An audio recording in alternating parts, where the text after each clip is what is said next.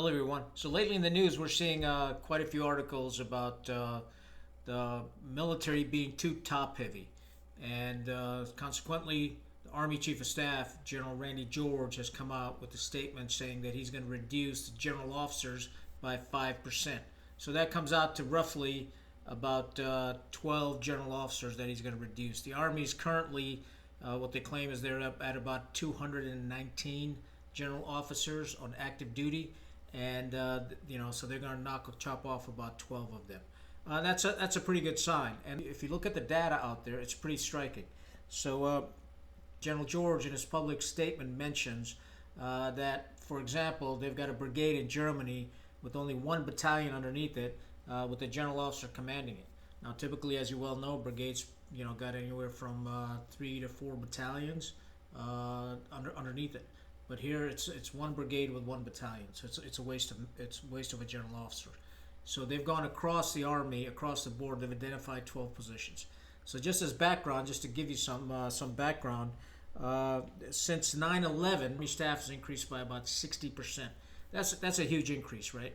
And now we've got to trim it down because there's no need for these large staffs that are sitting around all over the world on our some 800 bases that we've got around the globe. 1 in 6 military personnel are officers. Now, this is a huge number, and I'll go into that in some more detail here, because this is a 21% increase since 9/11, essentially. That we've increased the number of officers in our end strength. And remember, officers cost a heck of a lot more money than enlisted troops do. So just keep that in the back of the mind when we're talking budgets and stuff, because essentially a third of the Army's payroll budget goes to officers. So that's a huge chunk of money that we could save. Since 1965 to 2018, there's been a 46% increase in general or flag officers across the military. So 46% increase since the Vietnam War, essentially.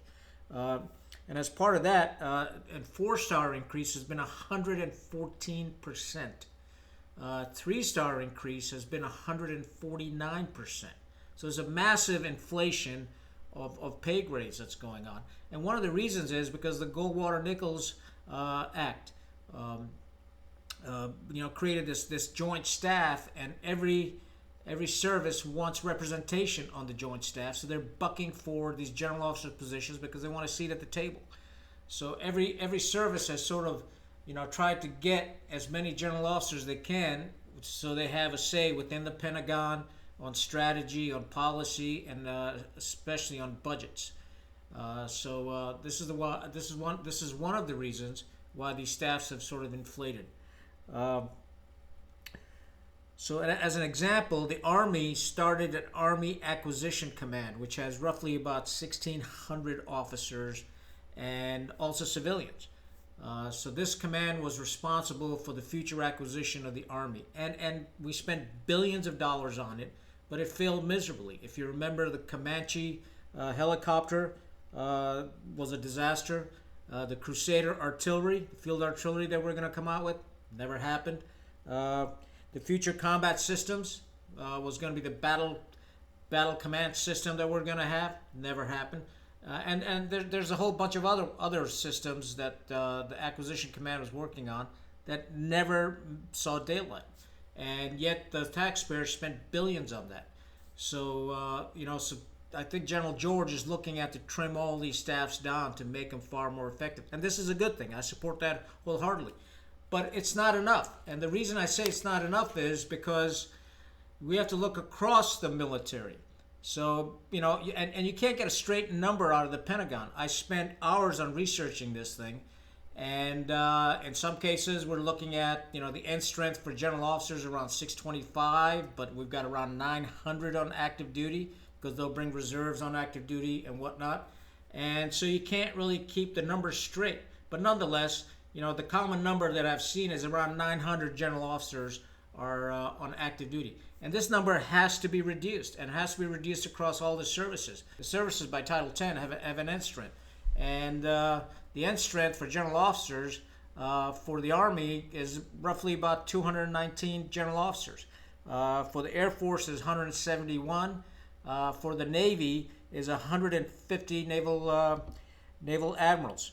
And then the Marine Corps has got 64, and then the Space Force, which used to be part of the Air Force, has got 21 general officers. So that's the number 625 that we're talking about, but in reality, the number is much higher. And you can't get a straight answer, right? Because these things are all muddied up, and for some reason, they don't want us to know the right answer. And a good example, just recently in Syria. You know, for years they've been telling us, oh, we only got like 900 troops in Syria. But all of a sudden they figure out that, oh, sorry, we misspoke. We've actually got 2,000. And that's only the troops. What they're not telling us is the number of contractors we also have in Syria. And that's how they fudge these numbers. So the bottom line is, I think what General George is doing is fantastic. Thumbs up to him. That every service needs to go across the board and look at their staffs and reduce the number of general officers.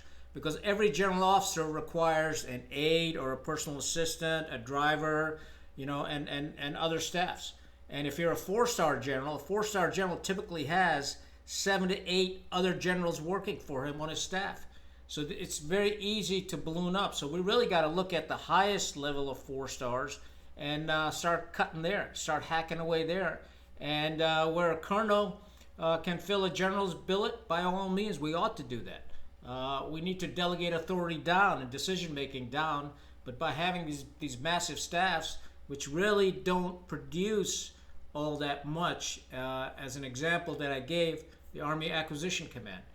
Okay, so we really need to focus on our warfighting capabilities, make sure the warfighting units, our combat units, are properly staffed. That's where the priority ought to be, because they have to train up for the mission essential task list for deployments and stuff.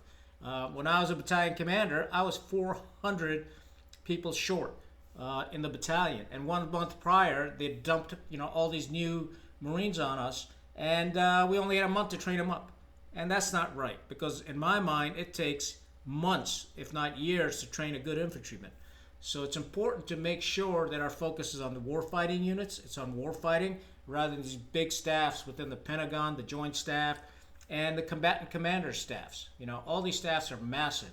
And wherever you see the general officer numbers, think about the corresponding civilian contractors or civilian government officials that we hire, SESs and whatnot.